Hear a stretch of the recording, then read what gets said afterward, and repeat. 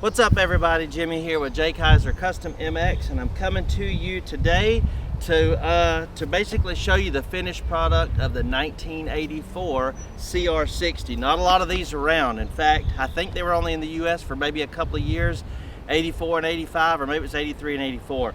But nevertheless, there's just not many of these around, and even more so, there's not very many parts. So today will be just kind of the walk around video, as I always do, kind of showing you what's going on with the bike, the inspiration of how I, of the build itself, maybe some things I used, some parts I used, and what I had to do to get this bike into this condition. A little different here because typically I can go through a parts list and companies that I use, but in this case, really the only thing that was available was OEM parts, and I had to search the world over for those. So without too much delay here, we'll get to it. All right, everybody, here we go. This is the walk around video for the 1984 CR60. Cool little bike, and not a ton of them around.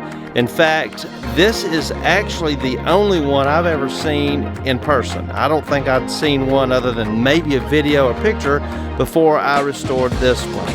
I picked this up from the owner, and he basically wanted a bike, or this particular 60, restored back to original condition, and it is actually going to be a display bike. So I have rebuilt the entire engine, everything on it, drivetrain, bearings, seals, springs, you name it. Everything is exactly as it should be and ready to go. There's no oil or gas in it, and I doubt there'll ever be. But if somebody ever decided to do that, put gas and oil in it, it should fire right up. I've got a balanced crank, new piston, new gaskets, everything is ready. It's got spark, new spark plug, all good. But it's, it's a great display piece, and it's certainly an absolute beautiful part of moto history. When I decided to restore this bike, I had a little bit of an inspiration from the late 80s CRs, such as the 88, 89s. Those had the aluminum cylinder head and the black bottom end. And so for this build, even though that's not OEM, and I tend to stick really close by OEM specs, I wanted to make this one have that look. So I contacted my good buddy Dave down at Throwback MX Guy. You've probably seen his videos on Instagram, and sent him a box of parts that I needed to be cleaned up. So I sent him the cylinder head for vapor blasting, of course, the carburetor, a few other parts, and he took care of that for me. Once I got the cylinder head back and I saw how good it looked, I knew right then that was the right choice. And once I got the engine, the bottom end painted and bearings in and all set, you know what, I knew perfect. This is a great looking little motor here, and that's how we're going to do it. So anyway, that's what I went with, and I'm sticking to that choice. It's done now, but it really turned out well. So as far as plastics go, typically on a build, I will replace all the plastics that I can, but on something like this, those plastics just don't exist, or if they do, they don't look like they should. There's only one piece on this bike that I had to replace, and that is the front number plate. That is a DC Plastics front number plate, very, very similar. You can see over in the shop there, the original's laying there, rough shape. I don't want to get rid of it because it's possible that can be fixed up. But everything else, fenders, tank, side number plates, rear fender, everything I just had to sand and refinish.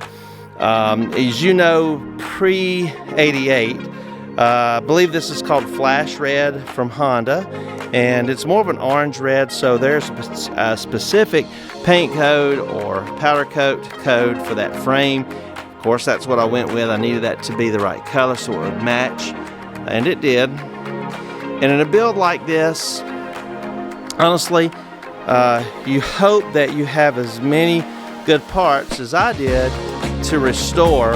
OEM parts warehouses are your friend, and eBay is your friend. I was able to find this seat cover on eBay, the number plate backgrounds on eBay, and the tank decals for this bike on eBay. So along with the swing arm decals as well. The rear shock, I did send it off and have it serviced and rebuilt so that it looks good, works well. Front forks are good.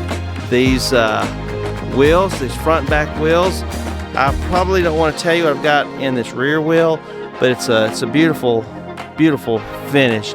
I did have to get the rim replated, re-chrome plated. The hubs are those are powder coated.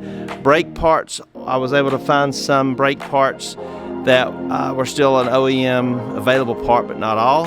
And then same way with the front wheel. Now, believe it or not, let me show you something. This front wheel, look at that. That front wheel is original. I did not have to chrome plate it.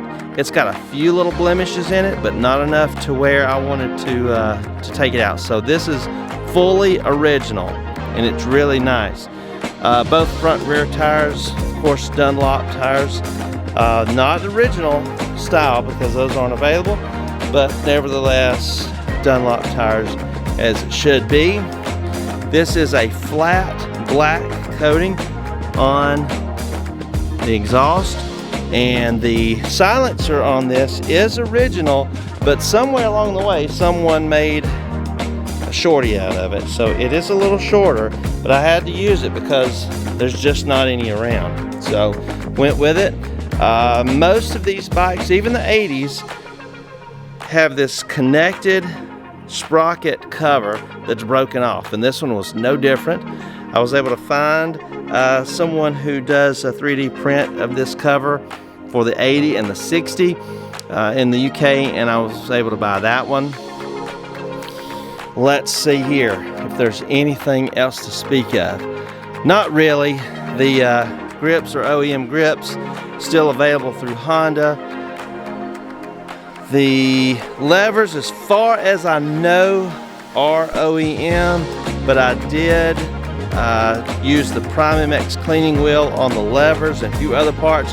Actually, the forks too. Let's go ahead and check these out. These forks, I used the